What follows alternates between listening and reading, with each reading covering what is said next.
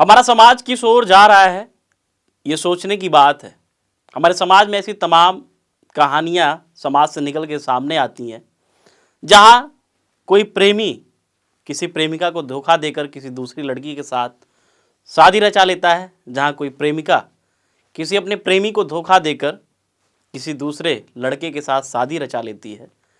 और एक एंगल और भी आता है, जब प्रेमिका असफल होती है अपने प्रेमी से शादी करने में, तो प्रेमी प्रेमिका दोनों कभी कभी अपनी जीवन लीला को समाप्त कर लेते हैं। और इसी बीच एक और एंगल भी है, जब प्रेमिका अपने प्रेमी से शादी न करके किसी दूसरे लड़के से शादी करती है, तो प्रेमी कभी कभी आग बबूला होके अपने प्रेमिका को मौत के घाट उतार देता है। नमस्कार, मैं आशीष शुक्ला वोकल टीवी की क्राइम के किस्से कहानियों को देख रहे हैं। वोकल टीवी लगातार क्राइम और किस्से से जुड़ी हुई तमाम कहानियों को प्रमुखता के साथ समाज को जागरूक करने के लिए दिखाते आ रहा है। इसी कड़ी में आज एक और कहानी, सच्ची घटना।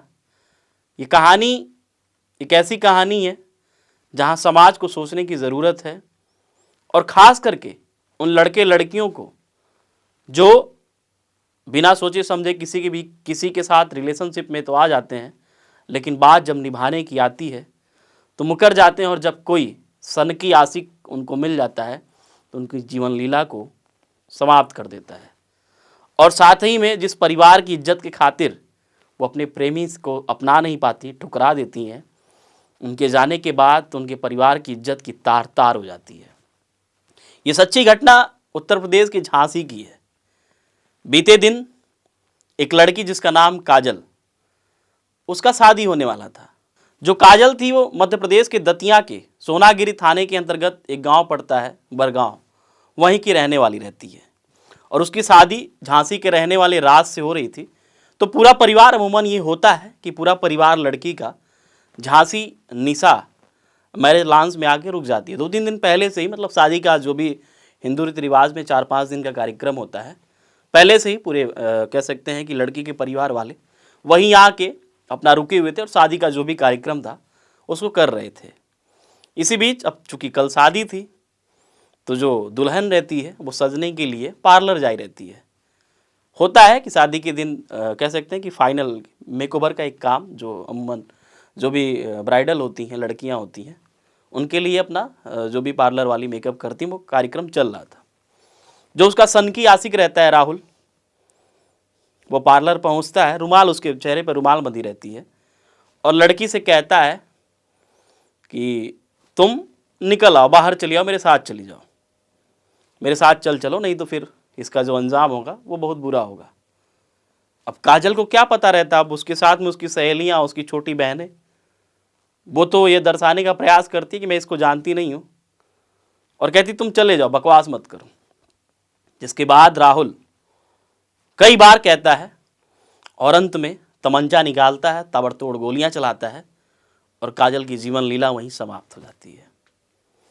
अब इधर झांसी में लड़के के परिवार वाले, राज के घर वालों को जब पता चलता है तो फिर पूरी तरीके से वो टूट जाते हैं। और इधर जो लड़की अपने परिवार की इज्जत की खातिर उस लड़के से दूर हुई रहती है, अब उस परिवार की इज्जत पूरे समाज में उछलना स्वाभाविक सी बात है।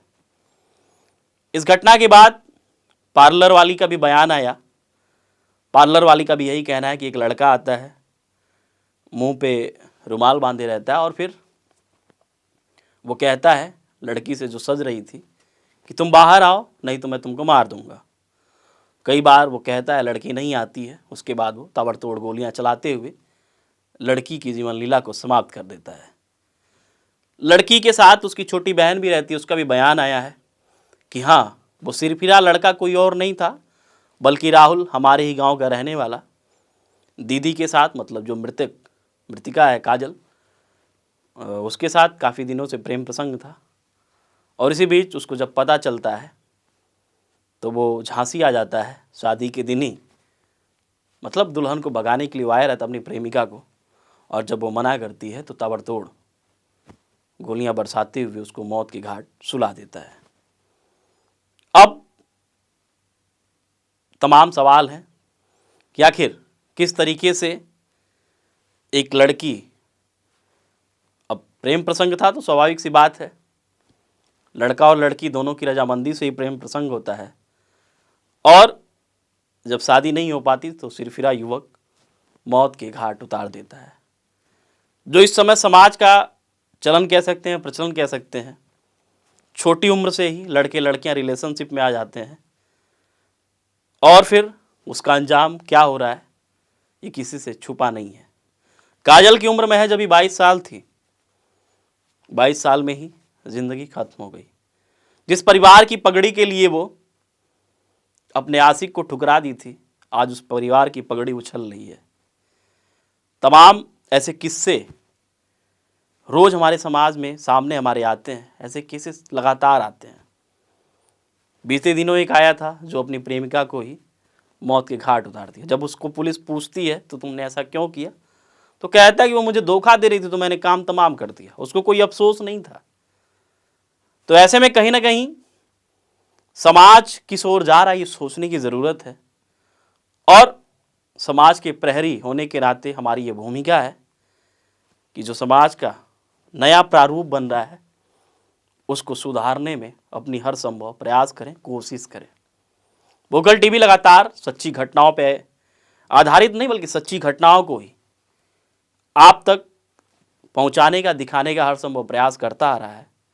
आपको हमारा प्रयास कैसा लग रहा है कमेंट सेक्शन के माध्यम से ज़रूर बताइएगा। जय हिंद। झांसी जनपद में अभी सिपरी बाजार थाना क्षेत्र में एक लड़की को गोली लगने का सूचना मिली थी। सूचना मिलते ही पुलिस द्वारा तुरंत अभी हॉस्पिटल भी पहुंच गया और घटनास्थल भी निरीक्षण किया गया है। अभी इलाज के दौरान अभी डॉक्टर ने बताया कि उनका मृत्यु हो गई है। ये जो लड़की है वो रहने वाली है दतिया जनपद में, सोनागिर थाना पड़ता है, वहाँ का रहने वाली है और वहीं रहते हैं। और एक लड़का जो इस लड़की से बात करता है वो इनको परेशान करते हुए, पीछे करते हुए यहाँ तक आया है और यहाँ पे घटना किया है। जो दतिया जनपद सोनागिर थाना का जो लड़का को गिरफ्तार करने के लिए 2 अलग टीम हम लोग दतिया जनपद रवाना कर चुके हैं और इनका जहाँ जहाँ इनका रिश्तेदार है वहाँ भी हम लोग दबिश देंगे। इनका जो दतिया जनपद का रहने वाला है यहाँ झांसी जनपद में आकर घटना कर दिया है और उस लड़के के खिलाफ कठोर कार्रवाई की जाएगी। क्या शादी थी या आज लड़की थी? हाँ, अभी परिवार लोगों से बातचीत हुई है। बातचीत में ये पता चल गया कि जिस लड़की को गोली लगी है, जो मृत्यु हो चुकी है, उनको शादी था।